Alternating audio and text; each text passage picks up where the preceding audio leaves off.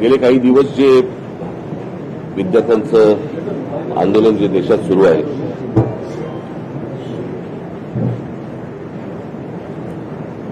आणि ते कशा प्रकारे चिरडण्याचे पण प्रयत्न सुरू आहेत हे देखील आपल्याला समजतंय. खरं तर ते संपूर्ण आंदोलन हे शांततामय पद्धतीने सुरू झालेलं आंदोलन होतं आणि ज्या प्रकारे आज केंद्रातनं ज्या प्रकारचा दबाव त्या मुलांवरती आणला जातोय, मुलींवरती आणला जातोय, त्यांना ज्या प्रकारे मारलं जातंय आणि त्याचे सगळे परिणाम हे संपूर्ण देशभर उमटत आहेत. तसेच ते महाराष्ट्रात देखील उमटत आहेत, तसेच ते मुंबईमध्ये देखील उमटत आहेत. तुम्ही सगळेजण बघताच आहात. खरं तर ही साधी गोष्ट होती. या सगळ्या प्रकरणामध्ये आजपर्यंत भारतीय जनता पक्ष ज्यावेळेला विरोधामध्ये होता, विरोधी पक्षामध्ये ज्यावेळेला होता, त्यावेळेला त्यांनी अनेक मंत्र्यांचे राजीनामे मागितले होते. मला आजही आठवते की त्या रजा अकादमीच्या विरोधात ज्यावेळेला मी मोर्चा काढला होता त्यावेळेला आम्ही मुंबई पोलीस कमिशनरांचा आम्ही राजीनामा मागितला होता, त्यावेळेला अरूप पटनाईकांचा, आणि त्याच्यानंतर त्यांना पदावरनं बाजूला करण्यात आलं होतं काँग्रेसच्या काळात. मुंबईमध्ये ज्या वेळेला ते कसाब वगैरे सगळे आलं, 26/11चं प्रकरण झालं, त्यावेळेला आर पाटील असं म्हणाले होते की बडे बडे शहरों में छोटी छोटी बातें होती रहती है. या एका वाक्यावरनं त्यांना गृहमंत्री पदावरनं काढून टाकण्यात आलं होतं. आणि साधारणपणे पदाची ज्याला तुम्ही जबाबदारी घेता त्याला पदामधनं आलेल्या अपयशाची देखील जबाबदारी ही तुम्हीच घेतली पाहिजे.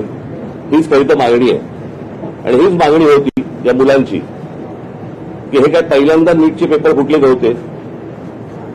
ही मला असं वाटतं तिसरी वेळ आहे. नीट परीक्षा ज्या वेळेला आणल्या, ज्या वेळेला त्याच वेळेला आम्ही विरोध केला होता त्या गोष्टीला की असल्या केंद्रीय पद्धतीने तुम्ही या परीक्षा घेऊ नका.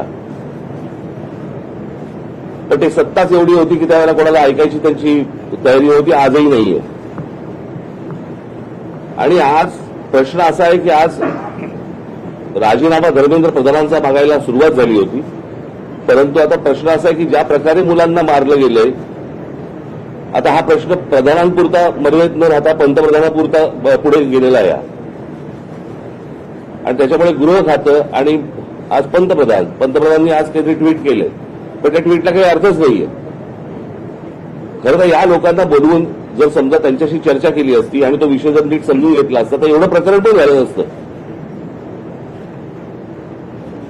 पण मला काही समजतच नाहीये की या सगळ्या गोष्टींचा एक सरकारी सत्तेचा एक जो उद्दामपणा जो आहे हा कशासाठी आहे. म्हणजे हीच गोष्ट आपण मला असं वाटतं की त्या शिखांचं ज्यावेळेला शेतकऱ्यांचं आंदोलन झालं त्यावेळेला देखील कोणाला ते भेटायला तयार नव्हते. ते पण तसंच त्यांनी मोडायचा प्रयत्न केला. मणिपूरच्या वेळेला पण देखील तेच प्रकरण झालं. आता अनेक आंदोलनं ज्यावेळेला होत आहेत, आज ग्रामीण महाराष्ट्रामध्ये अनेक आदिवासींची आंदोलनं होत आहेत, तिकडे लक्ष द्यायला वेळ नाहीये. म्हणजे कसला हा, ही कुठली सत्ता आणि हा कुठला सत्तेचा बाज. लोकशाही मराठी ऐका, पहा, जागरूक रहा.